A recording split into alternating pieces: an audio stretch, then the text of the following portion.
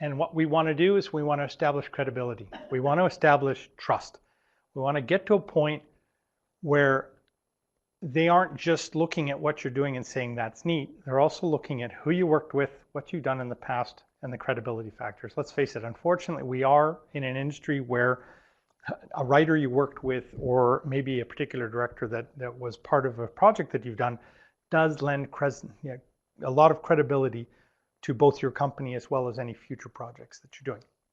So we want to definitely make sure that we are recognizing credentials, international trade professional. So when I give international trade training, that's actually something that's part of my credentials and what I'm presenting. Testimonials, parts of industry associations. If you're the director on the board of an industry association, obviously any type of public speaking appearances you've done, any alliances that you've signed with maybe recognizable. If anybody has a logo or a brand that is easily recognizable, this is my client, HBO.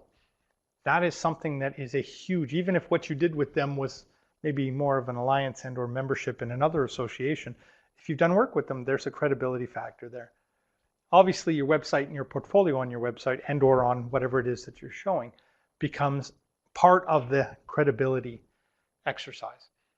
We want credibility because we want people to be able to say, oh yeah, you're that company that worked with that director on the award-winning so and so.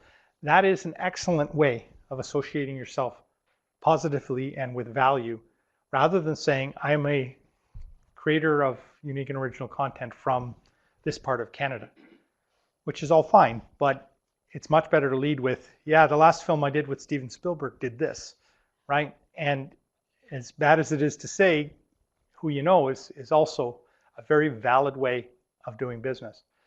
And in this particular industry, having multiple different types of credibility enhancers is important.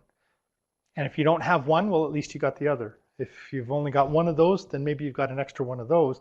And combining them together creates professionalism, it creates credibility, and most importantly, it creates trust. Now I'm not just dealing with a small company somewhere in Canada.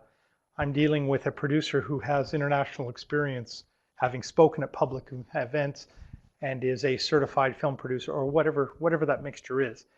That's a big credibility factor, and you need to find a way of showing that across multiple different platforms.